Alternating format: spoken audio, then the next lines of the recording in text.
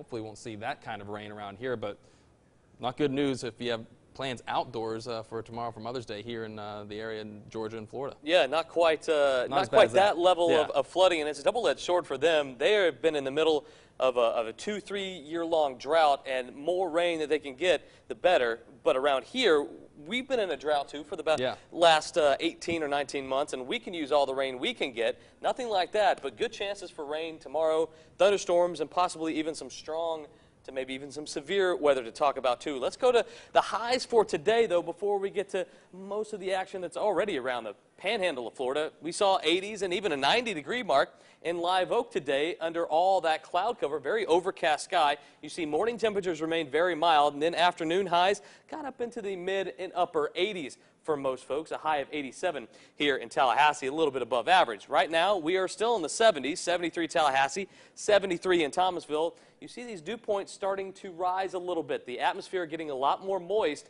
which is all a harbinger of things to come as far as our rain chances go.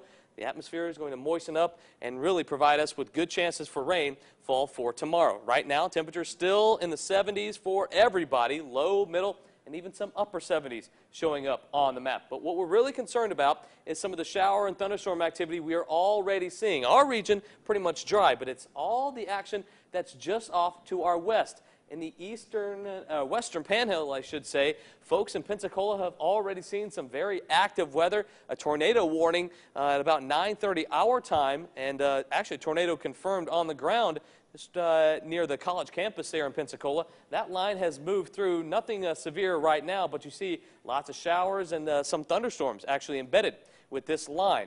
All of it moving this way, very, very slowly at about 10, 15, 20 miles an hour, especially some of the more embedded thunderstorms with this line. You can't see it for folks watching this on the traditional television, but the HD folks can definitely see that line of showers stretching through the western panhandle at this moment. This line continues to move eastward, and by the time we get to tomorrow morning early, I'm thinking 5:30, 6 o'clock, we should start to see the first part of this line enter into our area, some heavier thunderstorms along with it. And then we've got a warm front that's setting up along the Gulf Coast. This will also trigger some showers and thunderstorms to get sparked up for the morning hours and into the afternoon, and then things should start to quiet down. But before that does happen, there's a good chance we're going to see some strong thunderstorms associated with this cold front that stretched all the way up from Tennessee, Kentucky, down through Alabama, and into the Gulf Coast. Some strong gusty winds, some very small hail is possible. And we've already seen some isolated tornadoes with this line, and I think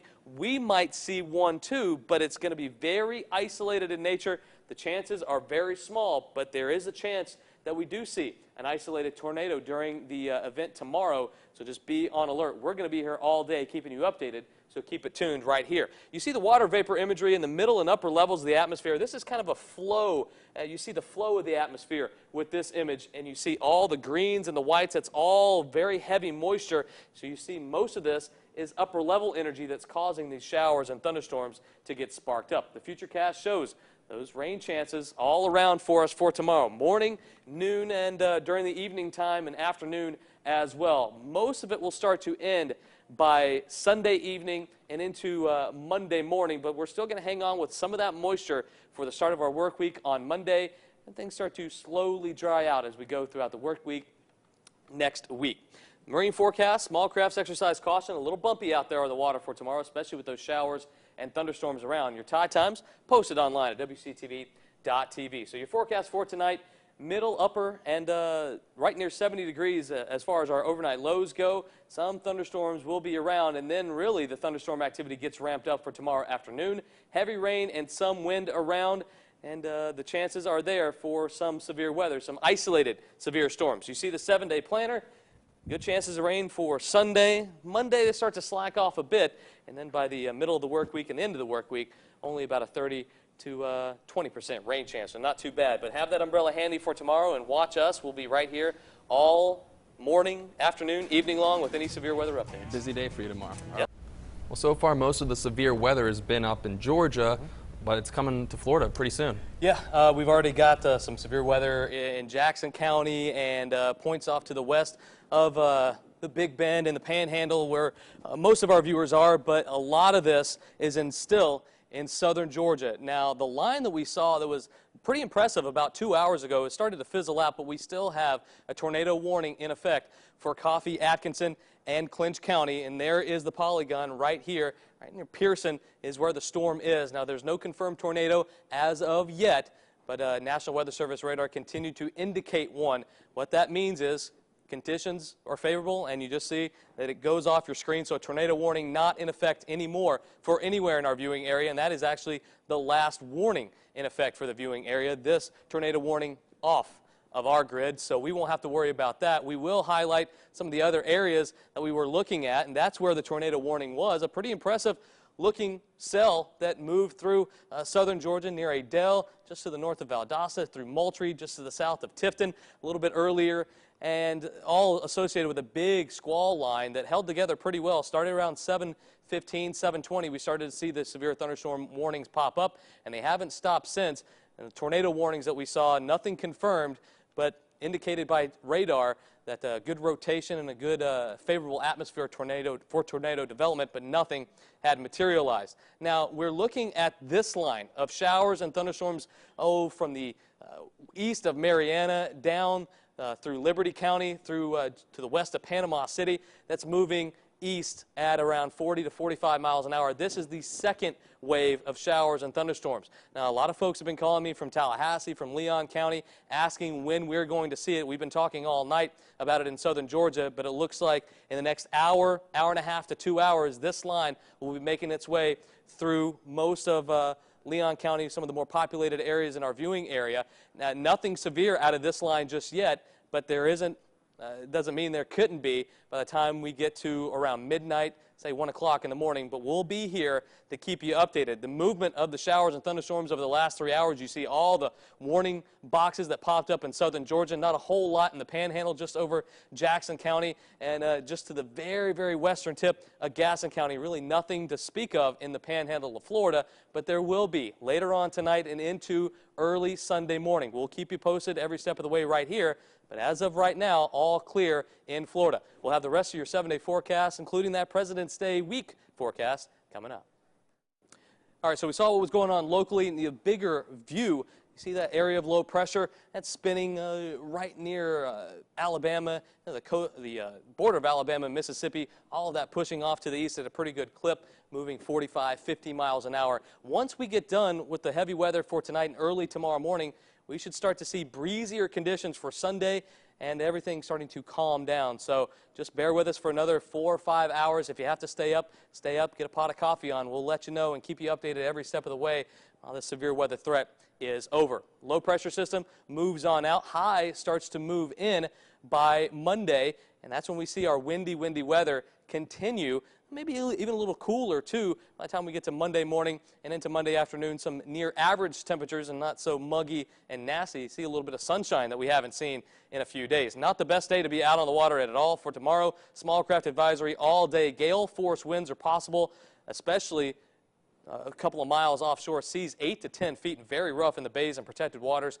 Keep that boat in dock if you can tomorrow. Sunday tide times, Apalachicola, St. Mark's, Carabel, and Steinhatchee. These are online at WCTV.tv. So showers, thunderstorms, a pretty good bet for the Panhandle for the rest of the night tonight. Most of the stuff in southern Georgia starting to wrap up and starting to decrease in intensity, but still be on the lookout for any thunderstorms and keep it right here. We'll let you know every step of the way. Showers, thunderstorms for early tomorrow morning. Everything should be ending by around 8, 9 o'clock and then clearing and turning very breezy with northwesterly winds 15, 25 miles an hour. There's that 3-day planner. We'll stretch it out for the 7-day and show you getting a little topsy-turvy again for the middle of the work week. Rain chances Wednesday and Thursday and clearing out for next weekend. But, of course, we're going to be watching the weather for tonight. We still have Lindsay Day and myself here. We'll keep you updated every step of the way. All right. Thanks so much, Nate. Nate Harrington joins us now. It was nice for some people, but stormy for other parts of the area. Yeah, our area was pretty much cut right down the middle. We had storms in the eastern section of the viewing area. We had nice conditions in the western portions of the viewing area as a cold front moved through. It got hot, too, before everything was said and done. So we had a mixed bag of weather for everybody today. Let's check it out. This is the clouds and the rainfall. You see some of the storminess, and if you cut a line up from Tifton down to Moultrie, Thomasville, Tallahassee, and the coastal counties, everything to the east, we saw some stormy weather starting at around 11 o'clock this morning and continuing on into the evening hours. Most of the rain was done by about 5 or 6 o'clock, but we did have a lingering severe thunderstorm in Lowndes and Lanier County, nothing serious. But we did have some pretty stormy weather in the eastern sections of the viewing area, but now everything has cleared up, and the cold front that we saw push through will now bring us some much more comfortable temperatures and humidity levels for tomorrow. It should be a very nice end to your weekend. Just one storm report. We did have a little bit of damage northeast of Dowling Park in Suwannee County, just to the west of Live Oak. 60-mile-an-hour wind gust reported there at around 11:15. But that was it. Nothing else as far as severe weather goes. We did have some severe heat, though. Tallahassee, 88 degrees. That's a couple degrees shy of a record, so not quite there, but hot, no matter how you slice it. But off to the north and west, where the cold front come through a little bit earlier, we saw low 80s, upper 70s, 79 in Blakely, 81 in Bainbridge and in Moultrie and in Thomasville. The humidity started to melt away, and we really saw some nice conditions this afternoon. As the sunset, nice purples and oranges and blues out on our megawatt Doppler cam. That sunset right at 7:50 this evening. Very nice. The clouds kind of add a little bit to it, and things should start to clear out. A mostly clear sky on the way for us for tonight. You see that temperature tracker? Temperatures soared up into the middle 80s and upper 80s this afternoon, then started to slack back off as the sun goes down. Right now, we're in the 70s and 60s. We've got 71 Tallahassee and Apalachicola, about 70 in Bainbridge, 64 a little bit cooler up in Blakely, 72 Valdosta, 68 in Moultrie and in Thomasville. And as you look, you see nothing out to our west. That cold front has slid on by. That's all good news. All the severe weather kind of off to our north in the Carolinas. That's where it's going to stay. We're setting the stage for a very nice end of our weekend and start of our work week. Details on that coming up. All right, we look out over the whole nation. You see that big area of low pressure that spun in Texas and the Midwest for a couple of days, finally ejecting off to the north and east. It drags that cold front down, and right behind it, some slightly cooler air, but much drier air will filter on in. You see not a whole lot of cooler weather behind it. Still 69 in Kansas City, 66 in Memphis. A little bit cooler, though, in the upper Midwest and the Great Lakes. We see a little change in our temperatures for the next few days, but not much. You see those clouds start to melt away. All the rain is gone on Sunday. A very nice end to our weekend. Going into Monday, maybe a few more clouds, but I think mostly clear. Lots of sunshine for Monday afternoon and into Tuesday.